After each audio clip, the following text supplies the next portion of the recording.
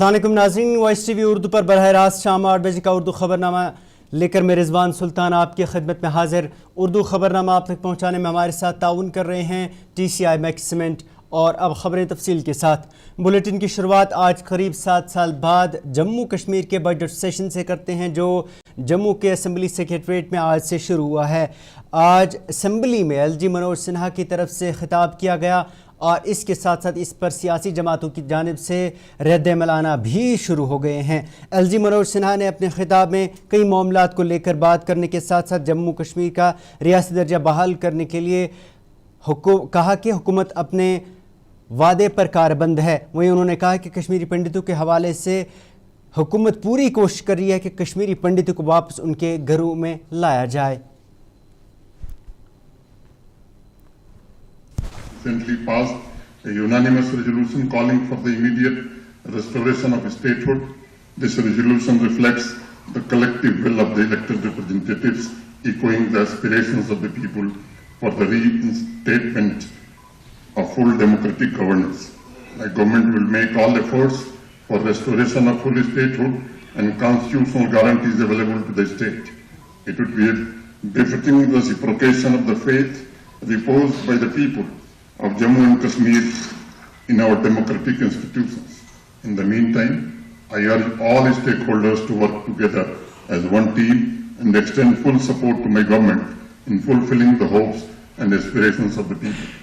My government is fully committed to implementing the promises made to the people for further political empowerment and for creating an enabling environment for employment, sustainable development, social inclusiveness, and the expansion of the economy for enhancing the overall quality of life.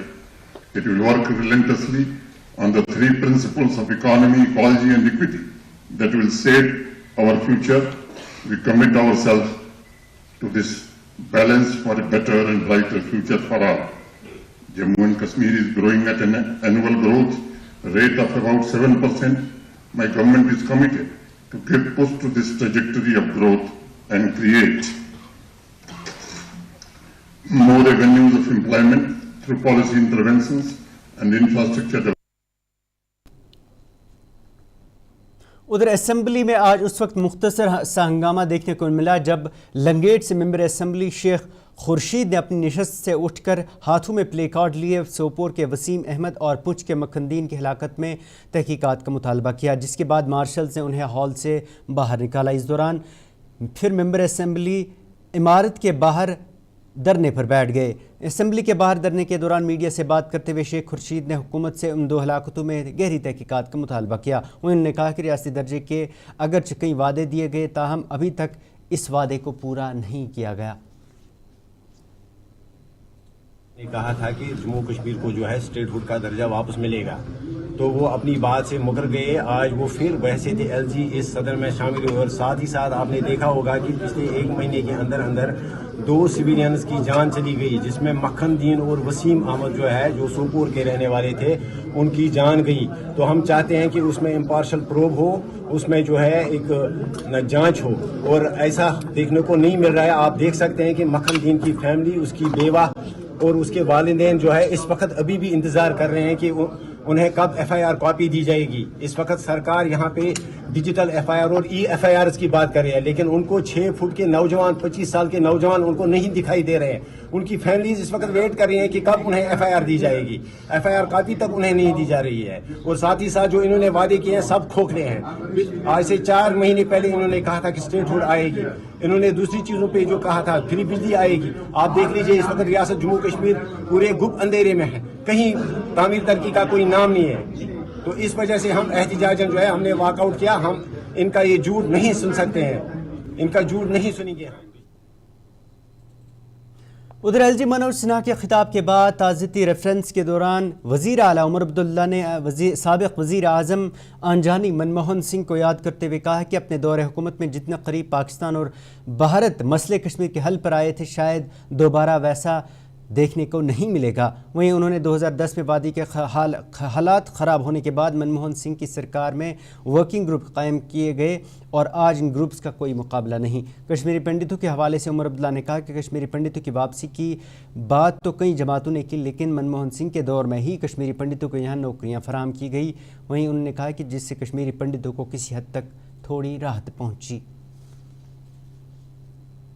انہوں نے جموں کشمیر کے معاملوں کو حل کرنے کی کوشش کی اور وہ پہل اس کی شروعات ڈاکٹر منموہن سنگھ صاحب نے نہیں کی، ان کو وراثت میں ملا تھا۔ شروعات اٹل بہاری واجپئی صاحب اور جنرل پرویز مشرف کی رہی۔ جب حکومت بدلی اور ڈاکٹر منموہن سنگھ صاحب آئے، چاہتے تھے تو بند کر دیتے، کون روکتا، لیکن جانتے تھے کہ یہ جو شروعات اٹل بہاری واجپئی صاحب نے کی ہے اس کو آگے لینا جو ہے کتنی بڑی ذمہ داری ہے، اور پوری کوشش کی اس بات کے باوجود کہ بیچ بیچ میں حالات خراب رہے۔ شاید اگر میں یہ کہوں کہ جتنا ہم قریب دونوں ملک اس مسئلے کو حل کرنے پہ آئے تھے، اس دور ڈاکٹر منموہن سنگھ صاحب اور جنرل پرویز مشرف کے دور پہ مجھے نہیں لگتا ہے میں اپنی زندگی میں دوبارہ وہ دور دیکھوں گا۔ جموں کشمیر کے اندرونی حالات کو اگر آپ دیکھیں تو کہاں گئے؟ جب 2010 میں حالات خراب ہوئے، جموں کشمیر کے لوگوں کے زخموں پہ مرہم لگانے کے لیے ورکنگ گروپس قائم ہوئے، اس میں ہر پارٹی اور مختلف سوچ رکھنے والے لوگوں کو شامل کیا گیا، اور آج بھی وہ ورکنگ گروپس جو ہیں معنی رکھتی ہیں، چاہے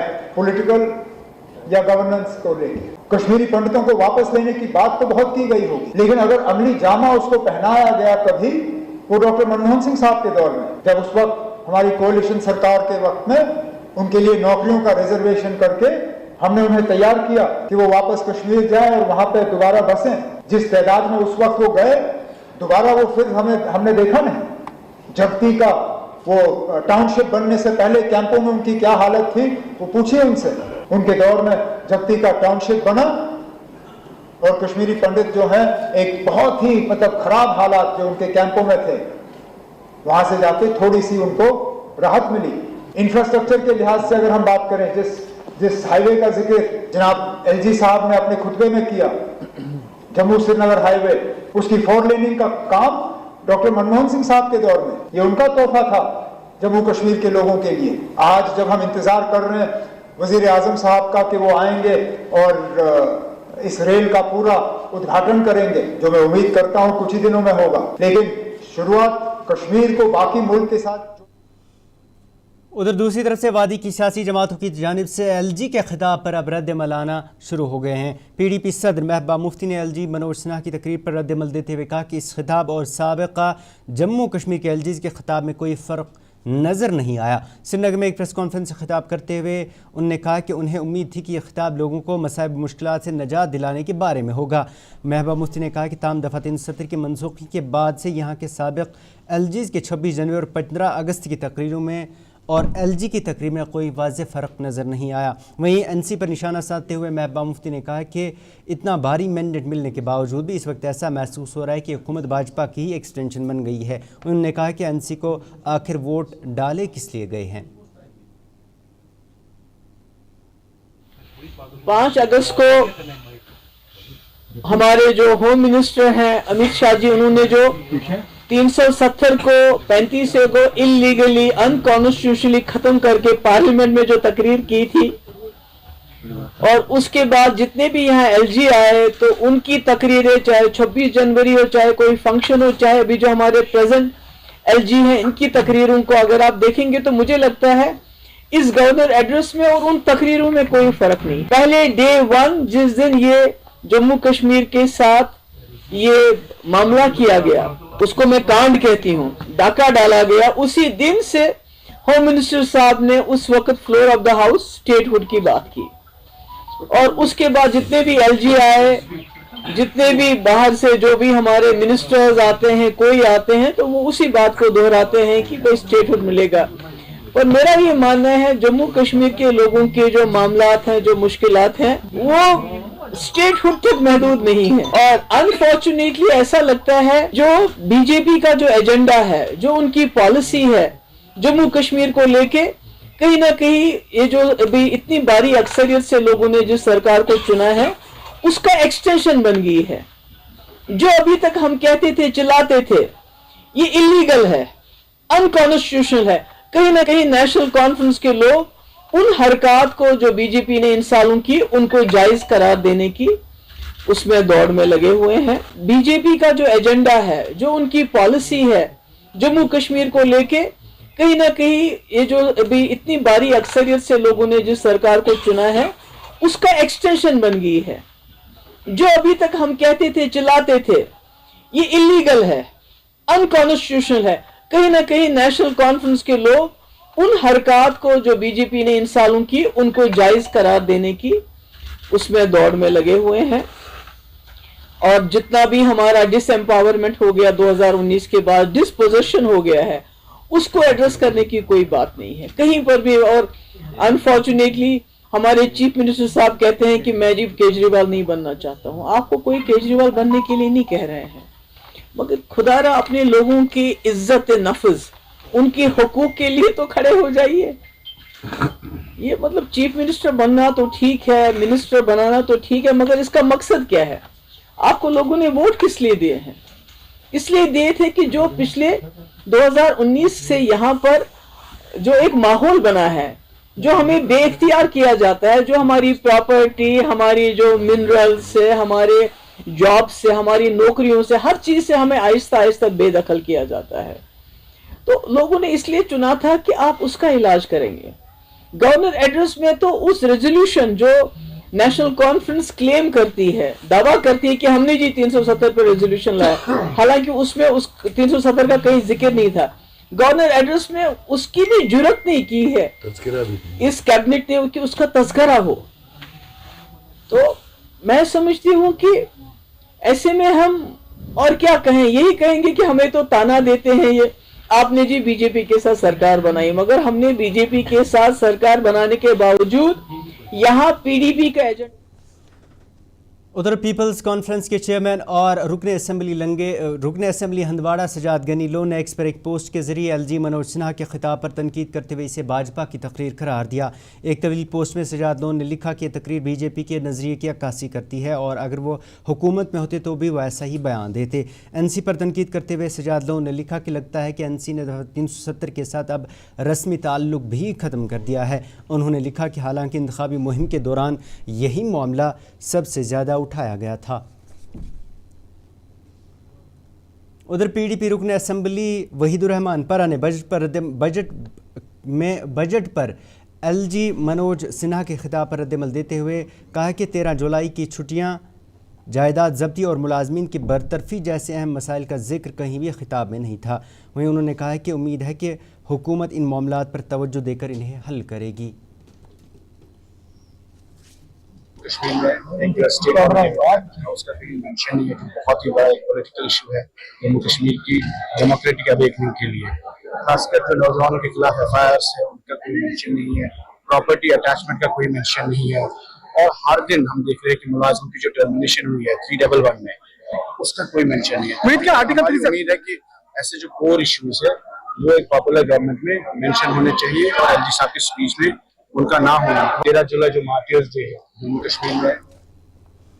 हालिया बर्फबारी के बाद अब गुलमर्ग में खेलो इंडिया गेम्स को ग्रीन सिग्नल मिल गया है और अब ये गेम्स 9 से 12 मार्च के दरमियान गुलमर्ग में मुनक़्क़िद होने जा रही हैं। इस सिलसिले में आज डिप्टी कमिश्नर बारामुल्ला मींगा शिरपा ने टाउन हॉल टंगबर्ग में एक मीटिंग की सदारत की, जिसमें इन खेलों की तैयारियों का जायज़ा लिया गया। मीटिंग में स्पोर्ट्स सेक्रेटरी नुज़हत गुल, पुलिस और सियाहत से जुड़े सीनियर अफसरान भी मौजूद थे। इस दौरान डीसी मौसूफ ने कहा कि इन खेलों के हवाले से तमाम तैयारियों को हतमी शक्ल दे दी गई है।